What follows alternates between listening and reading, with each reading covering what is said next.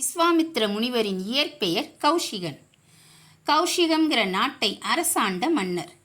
ஒரு தடவை இவர் வேட்டையாடுவதற்காக தன் படைகளோட காட்டுக்கு போறார். வேட்டையாடிட்டு திரும்புகிற வழியில வசிஷ்டரின் ஆசிரமம் பக்கமா போறார்.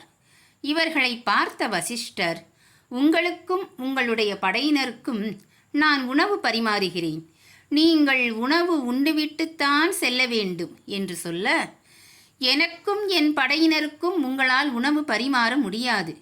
காட்டுப்பகுதியில் ஆசிரமத்தில் தனிமையில் இருக்கும் உங்களால் எப்படி இத்தனை பேருக்கும் உணவு சமைத்து பரிமாற முடியும் என்று மன்னன் கேட்கிறார். முடியும் மன்னா, நீங்களும் உங்கள் பரிவாரங்களும் சற்றே இளைப்பார அமருங்கள், சற்று நேரத்துக்குள் உங்களுக்கு அறுசுவை விருந்து தயாராகிவிடும் அப்படின்னு சொல்லிட்டு ஆசிரமத்தின் பின்னாடி இருந்த காமதேனு கிட்ட போறார்.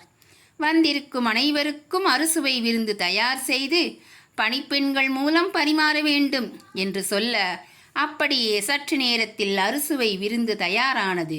பரிமாறுவதற்கு பணிப்பெண்களும் வந்தாங்க. வசிஷ்டரின் ஆசிரமத்தில் இப்படி ஒரு தெய்வீக பசுவா அப்படின்னு ஆச்சரியம் மன்னனுக்கு. முனிவரே, கேட்டதை தரும் அட்சய பாத்திரமான காமதேனு சாதாரண மனிதரான உங்களிடம் இருக்கக்கூடாது, நாட்டின் மன்னனான என்னிடம்தான் இருக்க வேண்டும்னு சொல்லி அந்த பசுவை கேட்கிறார். ஆனால் அதுக்கு வசிஷ்டர் மறுத்துட்டார். அதனால் மன்னன் அந்த பசுவை இழுத்து வருமாறு படைகளுக்கு கட்டளையிடுறான். படை வீரர்களும் பசுவை பிடிக்கப் போக எல்லோரையும் எரிந்து சாம்பலாகும்படி வசிஷ்டர் சாபமிடுறார். படை வீரர்கள் எல்லோரும் எரிந்து சாம்பலாயிடுறாங்க. வசிஷ்டரோட தவ வலிமையை பார்த்த கௌசிகன், தங்களுக்கு எப்படி இந்த தவ வலிமை கிடைத்தது?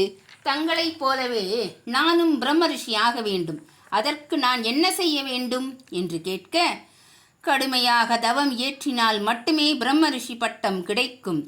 சுகபோகங்களில் திளைத்த உன்னால் அப்படி கடும் தவம் புரிய முடியாதுன்னு வசிஷ்டர் சொல்ல, படை பரிவாரங்கள் இல்லாமல் நான் நாட்டுக்கு போவதும் ஒன்றுதான், போகாமல் இருப்பதும் ஒன்றுதான். நானும் தங்களைப் போல் கடும் தவம் புரிந்து உங்கள் வாயால் பிரம்மரிஷி பட்டம் பெறுகிறேன்னு சொல்லிட்டு தவம் செய்ய காட்டுக்கு போறார். கடும் தவம் செய்கிறார்.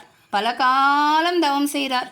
ஒரு வழியா விஸ்வாமித்திரர் தவத்தை முடிச்சு கண்ணை திறக்கிறார். நெடுங்காலம் தவம் செய்துட்டேன், எனக்கு பிரம்ம ஞானம் வந்திருக்கும். வசிஷ்டரிடம் சென்று பிரம்மரிஷி பட்டம் வாங்கலாம்னு வசிஷ்டர் ஆசிரமத்துக்கு போறார். பிரம்மரிஷி பட்டம் கிடைத்ததா?